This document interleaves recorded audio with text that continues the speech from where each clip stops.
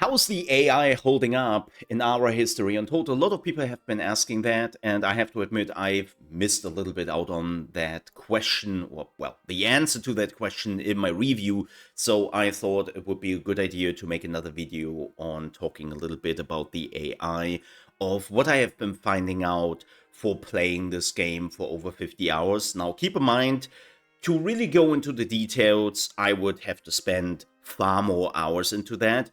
But the biggest question is probably, is this AI capable of doing more than the AI in Civilization 6? And the answer to that is yes. I know this is a very low bar in comparison because, well, let's face it, the AI in Civ 6 can sometimes be absolutely brain dead, and even though it has improved over the years through patches, it's still borderline unplayable in certain scenarios, especially the moment you are putting water in front of the AI, it's just collapsing. So the biggest question here is, how does the AI stack up against that? Well, as I said, it already does much better as in Civilization. That is a low bar, but I've been playing on normal just to get a feeling for the game and to see as much from the game as possible.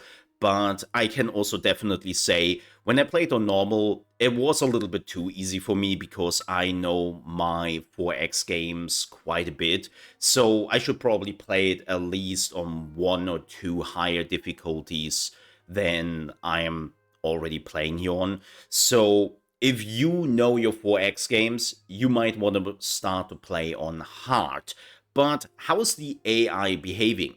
I would say the AI is doing a pretty good job. Yes, you can probably see here that some of the AI is completely falling behind in comparison to how many points I have acquired and how many points they have. And you will be thinking, oh wow, man, the AI must be brain dead to be this far behind. The really interesting part here is, not necessarily. Keep in mind those people which are now like forgettable, those civilizations, they have been beaten to a pulp the whole playthrough.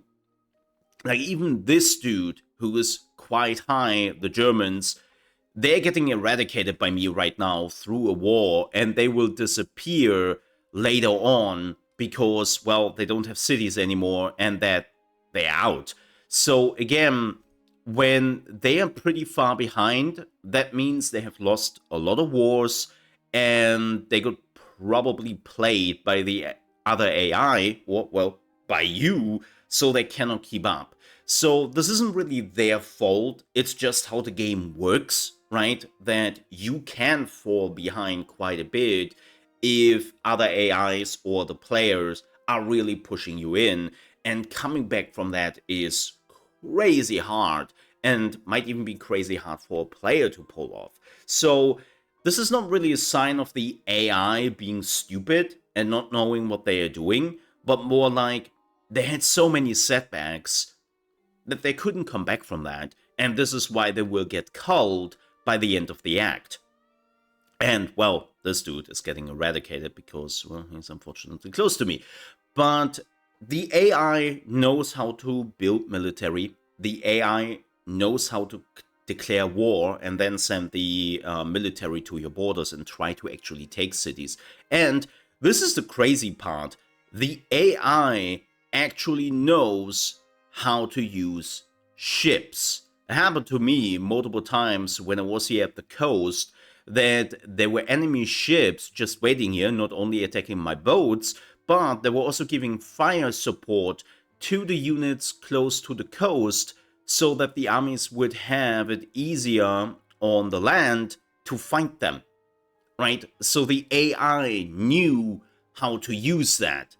Keep in mind, in the Civilization games, the AI is mostly just sitting there and go, ooh, water, it's wet, oh no, right? So this AI actually knows around oceans and seas, which is quite a bit an increase. If you're wondering why this army is not attacking, they will attack next round as a last-ditch effort to save their main city, but again, 488 strength against 45 strength, it's not gonna happen. Like, they're really trying to pick their fights when it makes sense, and they're trying to evade your bigger armies if they have the feeling that they do not have the armies to do so. I have to admit, I am pretty sure that the AI does not have the fog of war and that the AI knows exactly where you are. Because what I had was that I sent some armies over here, right, from this city, and I sent it over there. And the AI was sending their armies over here where there was no defense, and so that my armies were further away.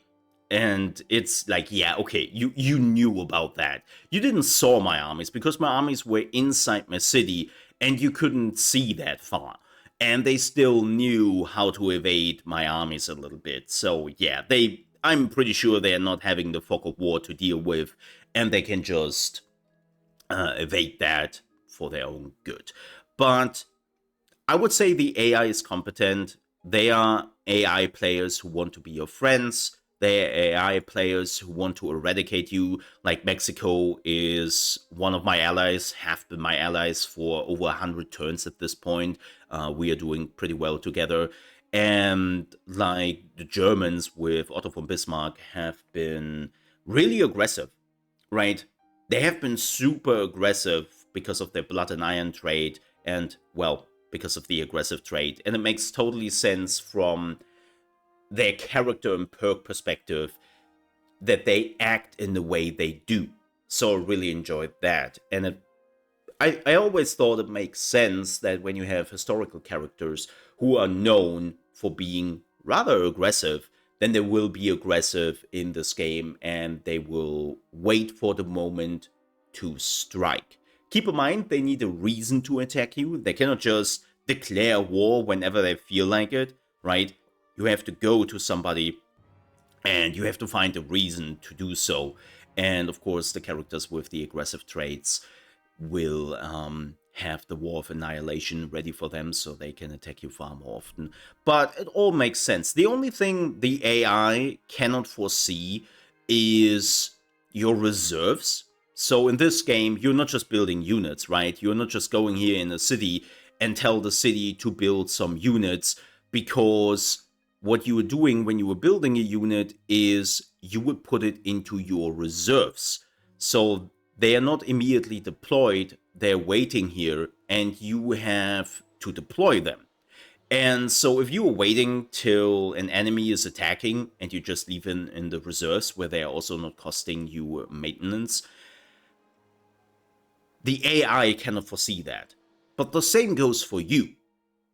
You cannot foresee if the AI has a lot of reserves when you attack them, which they sometimes do. I had that happen. Like, the AI is even smart enough to not have standing armies all the time, but actually work with the reserves and call the units if need be, because they're expensive. So I would say the AI, from what I've seen after 50 hours, have been decent. I didn't have a brain dead moment yet, which is very important.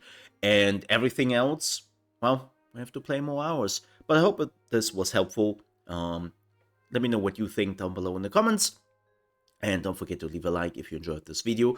And also, you might want to subscribe to the channel if you want to see more ARA History Untold videos. And if you want to see more strategy games. With that said, thanks so much for watching. Stay safe. I'll see you next time. Bye-bye.